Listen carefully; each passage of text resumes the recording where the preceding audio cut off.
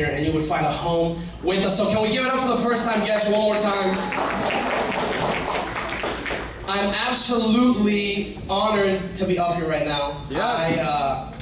I have heard, I've done generosity for how much has been, like a couple months now. It's been almost a year, and we started this amazing series 100 years from now, and we were led masterfully from two of the most epic people I know, Wani Espinosa and Dr. Neil Baytal. Both of them absolutely impacted me. Wani gave us a beautiful message and reminded us what generosity is actually supposed to be about, and how generosity is about more than just the action, it's about the intention that you live your life with.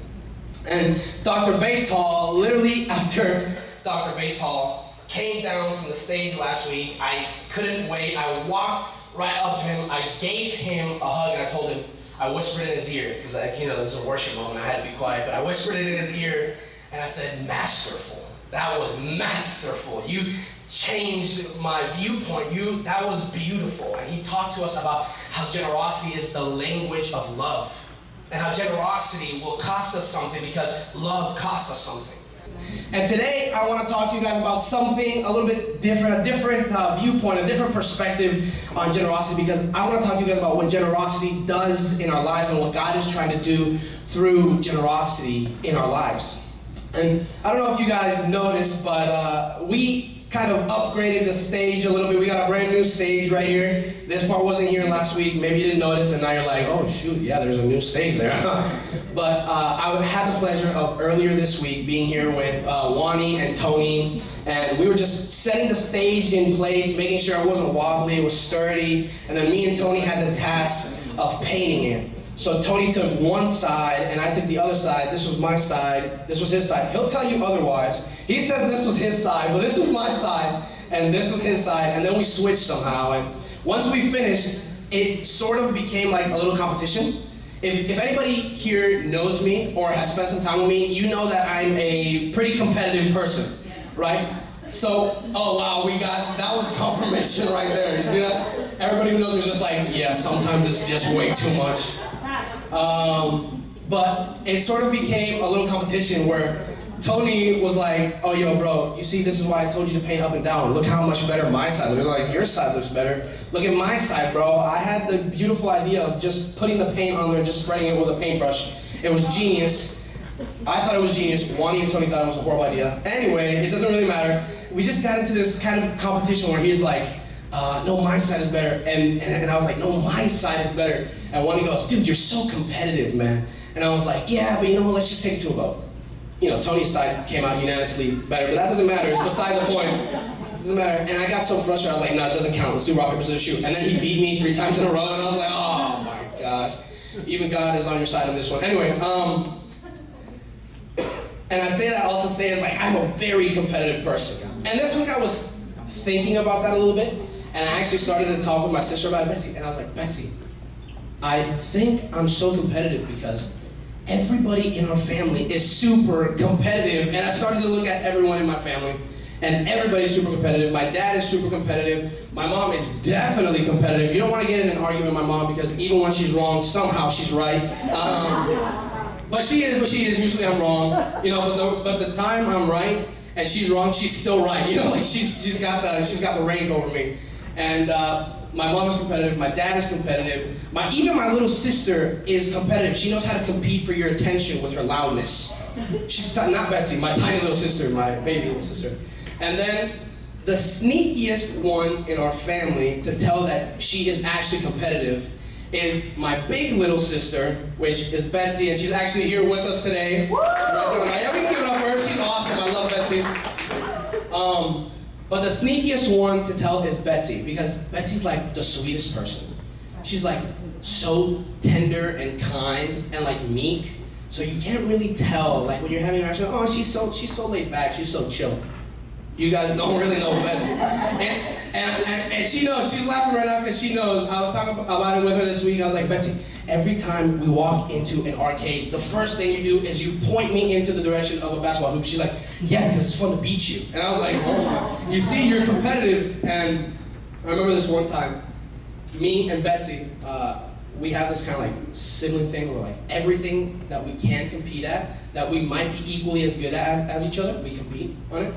So this one time we were at a gym, we were coming back from a vacation for Betsy's birthday, and we were at this, not rock climbing place, it's like a bounce, like, you know, like a bounce stadium, like everything is like jumping. Like if you're there, you can bounce on it. You know what I'm saying? You guys know what I'm talking about. It's like a bounce kingdom. Let's just call it bounce kingdom.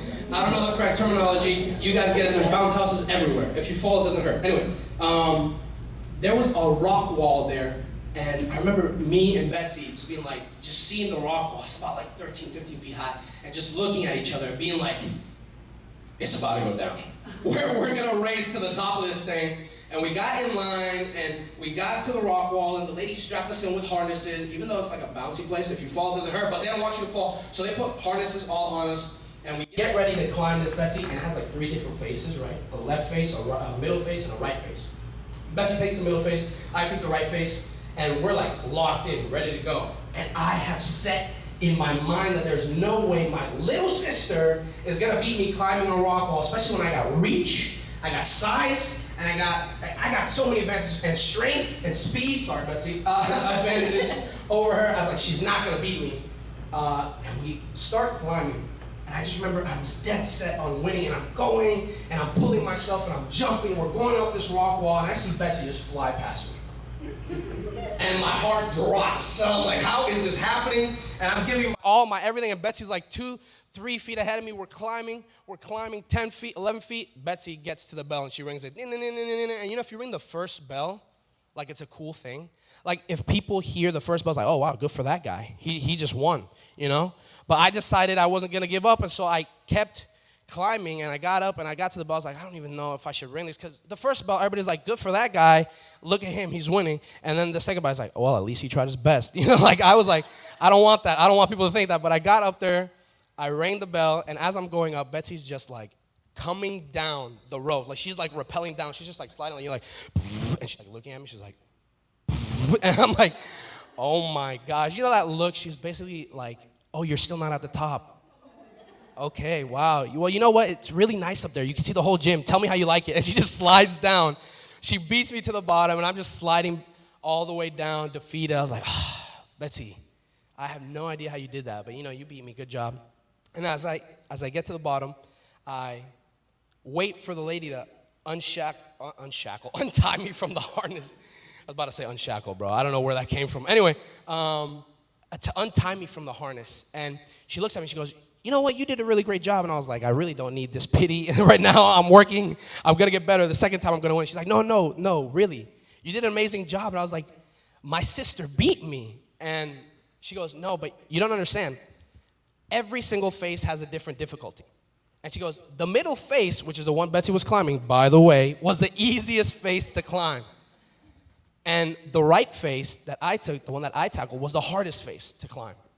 And she pointed up, and I started looking. I was like, yeah, Betsy's side of the wall was littered with handholds and footholds, and it was flat. It was easy to climb. My side of the wall had bumps, and I had to jump over them. And you had barely any handholds, and you couldn't put your feet anywhere.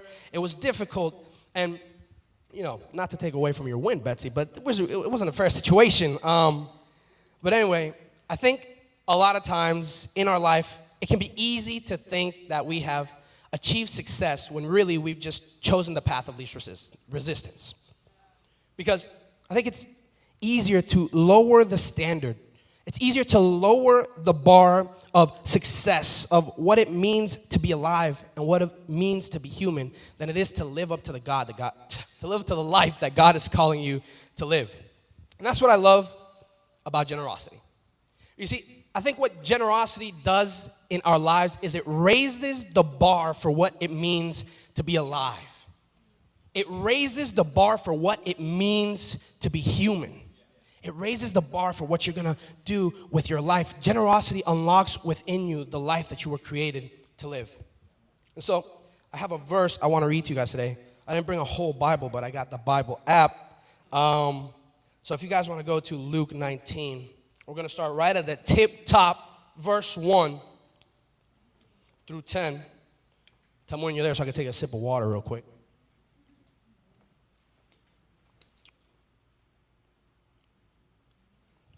And it reads, On his way to Jerusalem, Jesus had to pass through Jericho. There lived a very wealthy man. I like how it says very wealthy, as if wealthy wasn't enough to let you know he's rich. He's like, yeah, he's wealthy, but he's very wealthy. He's a very wealthy man named Zacchaeus, who supervised all the tax collectors. And he was very eager to see Jesus, and he kept trying to get a look at him through the massive crowd. And since Zacchaeus was a short man and couldn't see over the heads of the people, he decided to run on ahead of everybody and climbed up a blossoming fig tree to get a glimpse of Jesus as he passed by. But when Jesus got to the place he was at, he looked up into the tree and said, "Zacchaeus, hurry on down, for I must stay at your house today." And so he scurried down the tree and found himself face to face with Jesus. And as Jesus left to go with Zacchaeus, many in the crowd complained, "Look at this. Of everybody who's here, of all the people who are here to have dinner with, he's going to eat in the house of a crook." Zacchaeus, however, was amazed over his gracious visit to his home and joyously welcomed Jesus.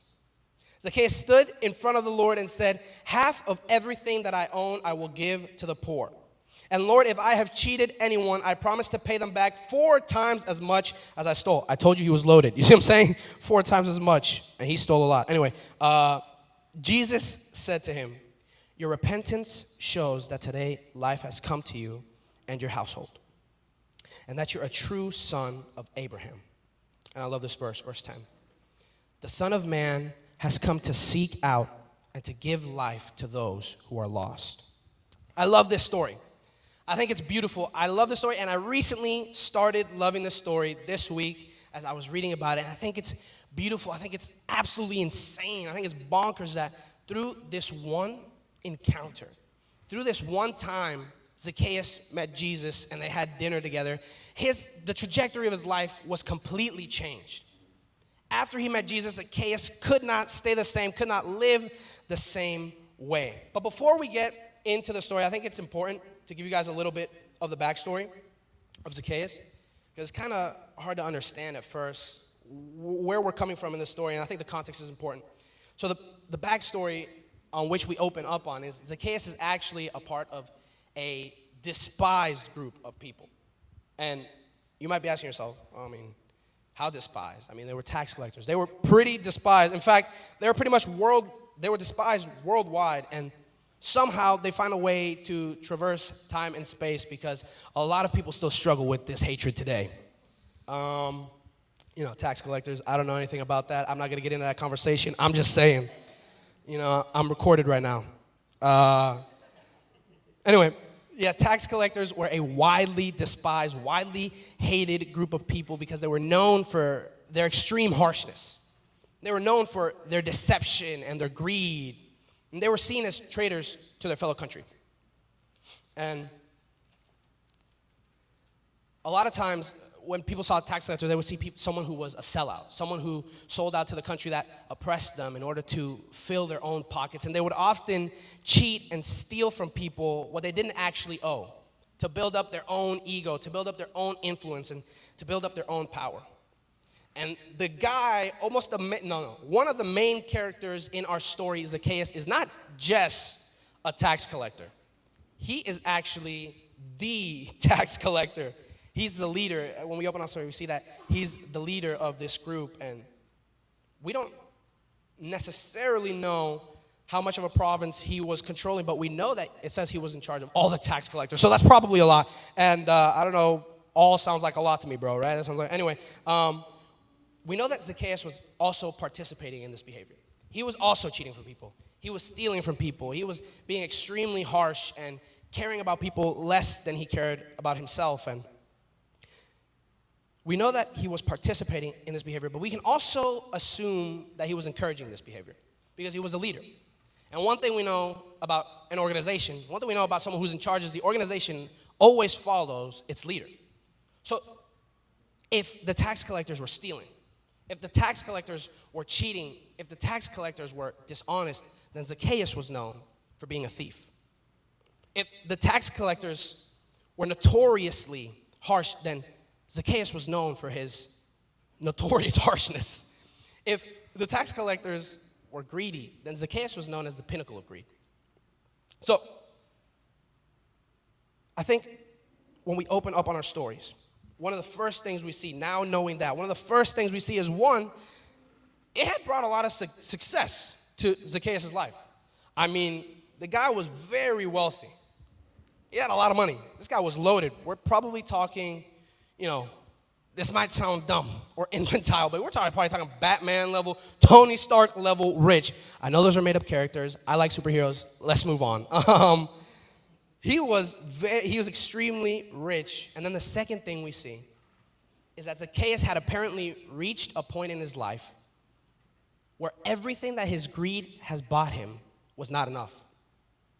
You see, when we open up on the story, we almost see Zacchaeus in this desperate pursuit for something to bring meaning to his life.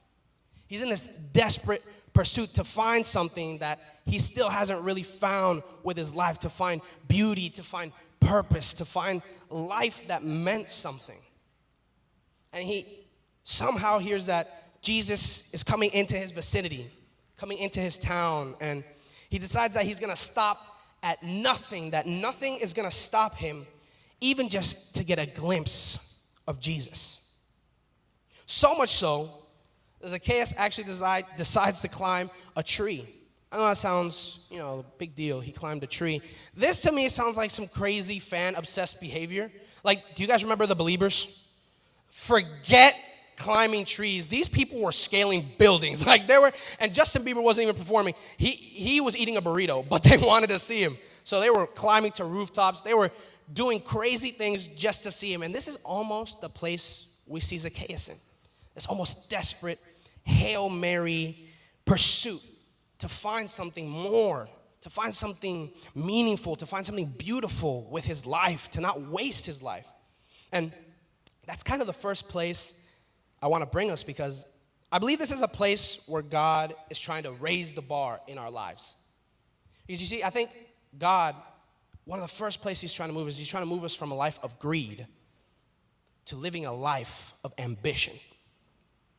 You see, I know that probably sounds a little nerve-wracking. For some reason, in the church, we don't really like the word ambition. It's kind of like one of those words we don't really touch. We love the word zeal. We love that word. We love the word zeal. We say that all the time. Oh, you're deaf? Look at that guy. He's a zealous guy. He knows what he's doing. We love the words determination and persistence. We love those words, but for some reason, the word ambition scares us. And I kind of think it's because ambition gets a bad rap, because it's so commonly used in connection with people who display massive amounts of greed or massive amounts of selfishness or vanity, when in reality, that's not really ambition, that's just greed. So I think it's important we define ambition before we move forward. And the actual literal dictionary definition for the word of ambition, you can't go wrong with this, it's very simple, is simply this: it's a strong desire to do or achieve something, typically requiring determination and hard work. Simple. Simple.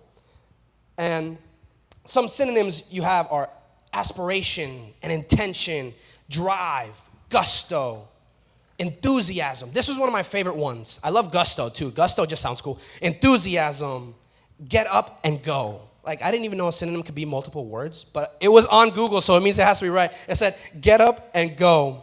And you begin to get this idea of movement, of getting up and doing something with your life, of not sitting on the sidelines watching your life happen to you, but of stepping into the court and leaving it all out there to live the life you were created to live. You see, ambition is about doing something bigger than you with the life you've been given. And in that sense, living an ambitious life can be one of the most generous things you can do. But just like anything you do in life, the intention you put behind it is what determines the direction. Yeah.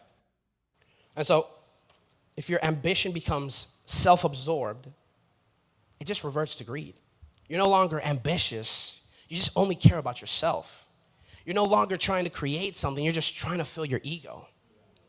And I love this insight I took from the verse. You see, Zacchaeus' name, literally translated, means pure. But somewhere along the line of his life, Zacchaeus, I'm not really sure. Zacchaeus decided that he was going to live a life beneath what God called him to live from the very beginning. And I think it's important to note that living an ambitious life where we get it wrong is that we think it's all about ourselves, when in reality, the most ambitious thing you can do with your life is to live up to the person God created you to be. And if we go to verses 5 through 8, and we read again, it says, when Jesus got to that place, he looked up into the tree and said, Zacchaeus, hurry on down, for I must stay at your house today. So he scurried down the tree and found himself face to face with Jesus. And as Jesus left to go with Zacchaeus, many in the crowd complained. Look at this. Of all the people to have dinner with, he is going to eat in the house of a crook. But Zacchaeus was amazed. I love the stark contrast. Zacchaeus was amazed over his gracious visit to his home and joyously welcomed Jesus. And I love this contrast because you see, I think the first place God is trying to raise the bar in our lives is he's trying to move us from greed to ambition. But then the second place I think God is calling us to move to is I think God is calling us to move from a life of pride to a life of humility. And we reach this beautiful point in the story where Zacchaeus is in this tree hoping to even just get a glimpse of who Jesus is, hoping that Jesus might be what he's been looking for this whole time. And Jesus just kind of slowly walks up to where he's at and lets him know that he's seen him the whole time. And actually he came to see him, to spend time with him. And instead of being captivated, instead of being curious, instead of being in awe at this beautiful moment that was unfolding right in front of their eyes, you have this group of people around them that cannot see the beauty because they're so blinded by their own pride. And isn't that so true in our own lives? I mean, I don't know about you guys, but recently I turned 23 last week. And it was, 23, it's a big year. I don't know why, it's bigger than 22, but we're 23. That's a good thing. I'm excited. I'm glad I didn't stay 22. That would have been bad. But I forgot where I was going, bro. What was I saying? Oh, yeah. Recently, I turned 23, and my family, I had the pleasure of going to Tampa with my family, and my beautiful family, my mom and my sisters, and everybody just took me to the Florida Aquarium. And it was crazy. And they decided that and not only were we going to get an up-close look at some of the coolest species our planet has to offer, but they decided that we were also going to go a step further and go on this sort of space exploration, scuba adventure of a lifetime that I had never before seen in my life. And I remember we got to the aquarium, and we did all the things. We saw the animals and the birds and the fish and everything. And then they're like, okay, there's one more thing. You're going to get in that tank with a couple of fish and a couple of sharks and also an 8-foot loggerhead sea turtle. I was like, okay, that's random. Let's do it. I'm so excited. And we got to the place where we were going to do it. And it's something I want to do for forever. You go to the aquarium and you see people like in the tank and you're like, what did that guy do right with his life? Like he did something right to be where he's at. And we got to the top of the tank, and they put this 75-pound helmet on the top of your head so that you don't float back up when you sink underwater, because you're walking the whole time, you're not swimming. And they give you a wetsuit and your own locker, and it has your name on it. So cool. And then they tell you, okay, it's time to start descending the ladder into this 12-foot tank. Who wants to go first? And I was like, me. I want to go first. I need to do this because this is amazing. And also, I told you guys earlier, I'm pretty competitive. So I jumped at the chance to go first. And as I was going down, I was like completely in wonder. Because first of all, there's a lot of fish. That sounds random, but there's a lot of fish. The pause didn't need to go there, but there's a lot of, like, the variety of fish around me was ridiculous. Like, who knew? And also, there were sharks. Sharks are kind of scary. And so I'm walking down this ladder, and I'm seeing everything unfold before my very eyes, and I'm just, like, in awe and wonder, and I'm so excited. I'm like, oh, my gosh, Betsy, oh, my gosh, look at what we're doing. We're standing on the bottom of a giant fish tank. It's so cool. I've always wanted to do this. And as we're down there, I was so excited. And the lady who was in front of us, she was like the tour. I guess I didn't really understand the concept of a tour. But she was like telling us like to wait. And I was just like signaling to her, no, I want to walk. Let me walk. She's like, no, you got to wait. I was like, yo, you don't understand. Why would I not walk? Like, I need to walk. And she's just like, no, you can't. And I kind of got to this point where she's showing us everything, and she's like, oh, my gosh, look, this is a fish. There's fish swimming vertically. You know, I didn't know fish could swim vertical. Anyway, and I got to this moment where I was, like, so frustrated that she wasn't letting me walk wherever I wanted to walk without her, that I thought to myself for a split second, oh, this is so lame, man. This is so lame. I want to walk wherever I can walk. Why is she limiting the capacity of my life right now? I can be exploring, I can be learning, and she's limiting me. And I kind of had this moment where I was like, dude, what? Because, you see, I think pride has this uncanny ability of sucking the life out of life. Because I was all around something I wanted to do my whole life, and I almost completely missed out on everything this beautiful moment had to offer because of the one thing I couldn't get from it. You see, I think pride is so good at stealing our life from right under our noses, because pride focuses your vision on only yourself. And if your focus is only on yourself, then you will have no room in your life to see the beauty, to see the wonder, to see the joy God has placed all around you. And in verses 9 through 10, I love where we go with this. And he says, Jesus said to him, your repentance shows that today life has come to you, and not just to you, to your household. Such a beautiful moment, where not only one man's life was changed by Jesus, but his entire family's. And that you are a true son of Abraham. The Son of Man has come to seek out and to give life to those who are lost. And I love that verse 10, because I think we have this really weird misconception. It's a really weird misconception about who God is. See, we think that God, especially when it comes to this topic of generosity, we think that the reason God calls us to this kind of life, to a life of living generously, to a life of living humble, is because he wants to limit the extent to which we live our lives. Almost like he's trying to keep something from us. We think that God is an aguafiestas.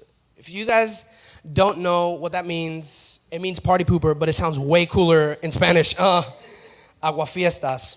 But you see, I don't really think he is.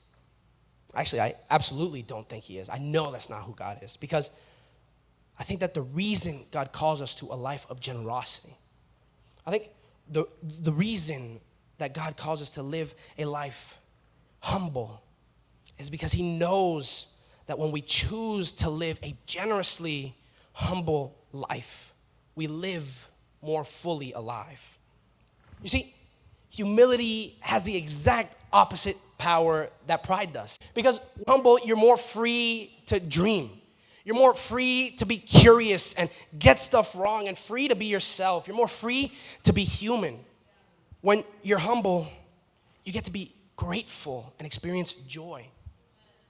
Because humility makes us more fully human. And you see, I want to sort of end out with this. I don't know how long I've been going. Wani, are we good on time? Yeah, okay, we're good on time. Anyway, I think this misconception is so wrong, because I think God actually wants to give you everything. God wants to give you everything that's good. It's never been the heart of God to withhold something good from humanity. From the very beginning, the relationship God has had with humanity has been a pursuit of love, a pursuit of giving you joy, wonder, beauty, the life that you long to live. I don't think God is trying to take anything from us. I think God calls us to a higher life because God knows that the life we long for starts with realizing that everything that we've been looking for in our lives actually starts when you realize that everything that you've been looking for is God.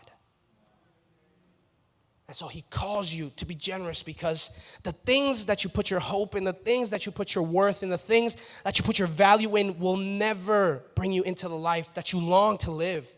And God is so desperately trying to communicate to you that he loves you. God is so desperately trying to communicate to you that the life you long to live is possible and that he wants to bring you into that life. But you will miss out on that life 10 out of 10 times if you live that life in pride. If you live that life in apathy and complacency. See, God is trying to give you everything.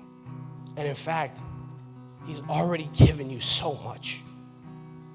It's just up to you to decide what you're going to do with the life that he's given you. Because when you're given a gift, you can either decide, well, is this worth something? Or am I tossing this out? And you have to decide, is the life God is calling me to worth it? Is a life of love and beauty and wonder, being captivated by everything that is good, worth it? Or would I rather stay comfortable, never stepping into who I was created to become? So, I want to kind of end this out, and I'm going to ask everybody to bow their heads and close their eyes. And if you are someone who is in here and you've been looking for that life, man, and you can't really explain it, but you know that there's something more. You know that there has to be something more beautiful to life. There has to be something more substantial, something that is worth your life. And you feel like God is talking to you right now. I want to tell you that the life you're looking for, the substance you're looking for, the meaning you're looking for can start right now. And all you have to do is you have to say one sentence. It's really simple. It's like a prayer. And all you have to do is say, Jesus, I give you my life. Wherever you're at right now, in your chair, you can just whisper, you can say, Jesus, I give you my life because I believe that you will bring me into life, and more than that you are life. And I believe that if I give my life to you, my life is actually gonna be beautiful and meaningful and worth something. So Jesus, I don't really understand this whole thing about faith. I don't really understand this whole thing, but I know that I heard you speaking to me today, and I want to give you my life. And all that means is just to decide that you are going to live a life after the heart of who Jesus is. And if that's who you are today, I would just encourage you to raise your hand because I want to pray for you. I see you. That's awesome. Dear Heavenly Father, God, thank you. Thank you because with you, everything we long for from life becomes a possible reality. Thank you because with you, life gains meaning and purpose, beauty, everything we've always longed to see. God, I want to pray for the people who put their hands up, God. I pray that you would fill their life, God, with who you are. I pray that you would help them to know that they made the right choice and that you love them and that you're for them and that you believe in them and you're rooting for them, God. And I pray pray that you would help them to never look back, to never turn away from what you've spoken to their lives today. In Jesus' name I pray. Amen.